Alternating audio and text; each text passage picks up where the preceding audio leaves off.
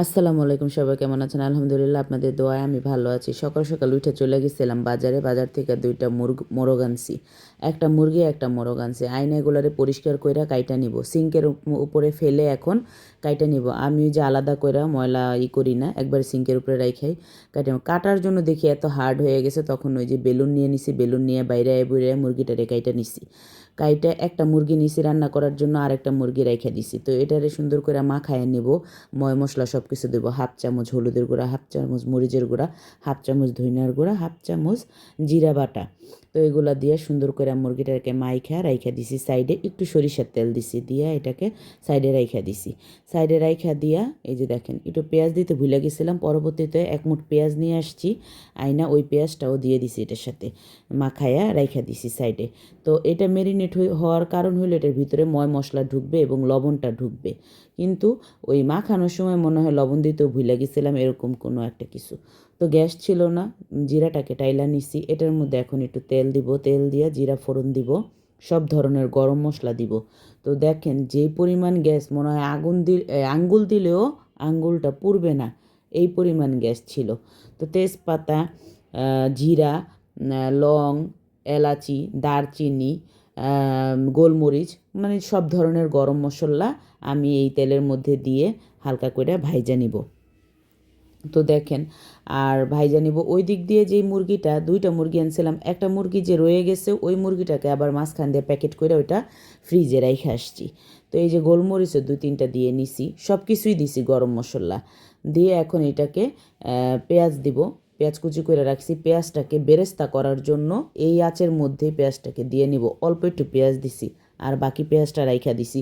ওইটা আবার আরেকটা রেসিপি করব, আরেকটা রান্না করব, ওইটার মধ্যে দেওয়ার জন্য বাকি পেঁয়াজটা রেখে দিছি। একসাথে সব পেঁয়াজ ব্যবহার করব না।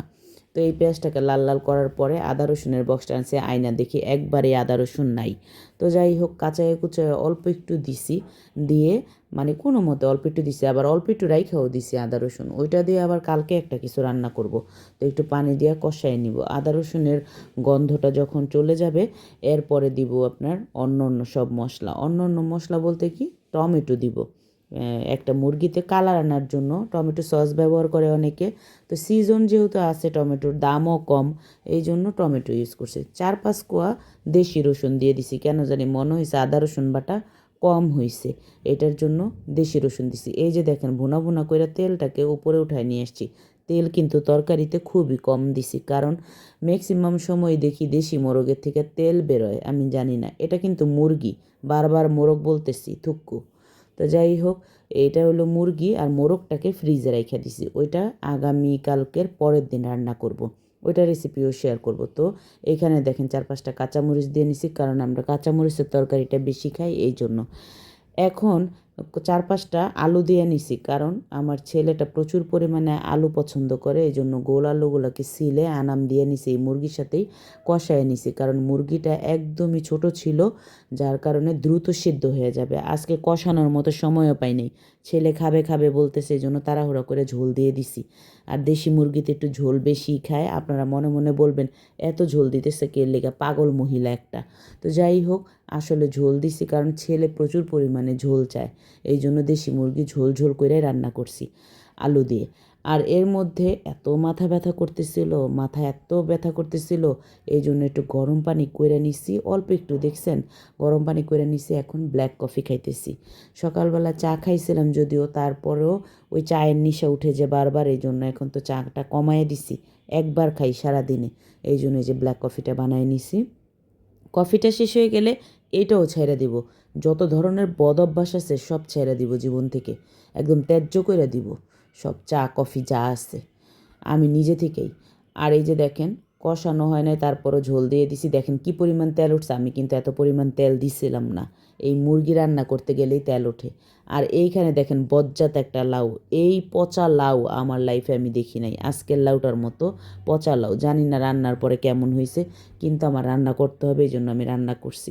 ওইখান দিয়ে মাসকালার ডাইল আমি সুন্দর করে ভাইজা নিছি, ভাইজা ওটা ভিজায় রাখছি নরম হওয়ার জন্য। এই দিকে আসছি, ওই যে কফিটা বানাইছি হাফ বিস্কিট দিয়ে, অর্ধেকটা বিস্কিট খেয়ে নিব, 1 গ্লাস পানি খাবো, তারপরে 1 মগ কফি খাবো। এটা ছিল আমার খাবার দুপুরে। আমি আর কিছু খাইতেই নেই।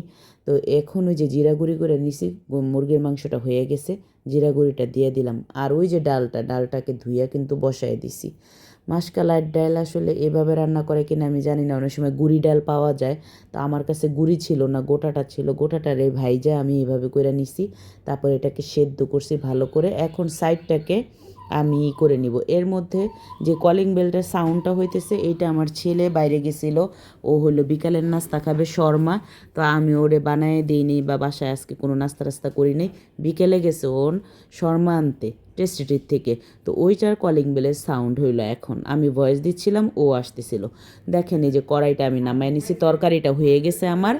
আর এই যে এই দিক দিয়ে দেখেন আমি জিরাটাকে বাইটা নিতেছি, সুন্দর করে জিরাটাকে বেটে নিতেছি। কারণ আমার বাসায় এত সাউন্ড কেন হয়, আমার ছেলেও একটা পাজি, মেয়েটাও বড় পাজি, মানে এরা চিৎকার দিয়ে কথা বলে। তো যাই হোক, এই যে দেখেন আমি জিরাটাকে বাইটা নিছি, বাইটা এখন ডালের মধ্যে দিয়ে দিছি। ডালটাকে সুন্দর করে একদম রান্না করার পরে আমি এটার মধ্যে লাউ অ্যাড করব। এটা কিন্তু মাসকালাইয়ের ডাল, আর মাসকালাইয়ের ডালে সবসময় জিরা বাটা ব্যবহার করা যায়। তো জিরা বাটা দেওয়ার পরে এই যে দেখেন আমি ডালটাকে বাগার দেওয়ার জন্য একদম রসুন আর পেঁয়াজ সুন্দর করে কুচি করে বাগার দিয়ে নিছি। ডালও আমার হয়ে গেছে। জানি না কালার কেমন হয়েছে, খাইতে কেমন হয়েছে এটাও আমি জানি না। সবাই সুস্থ থাকেন, ভালো থাকেন, আমার জন্য দোয়া করবেন। আল্লাহ হাফেজ।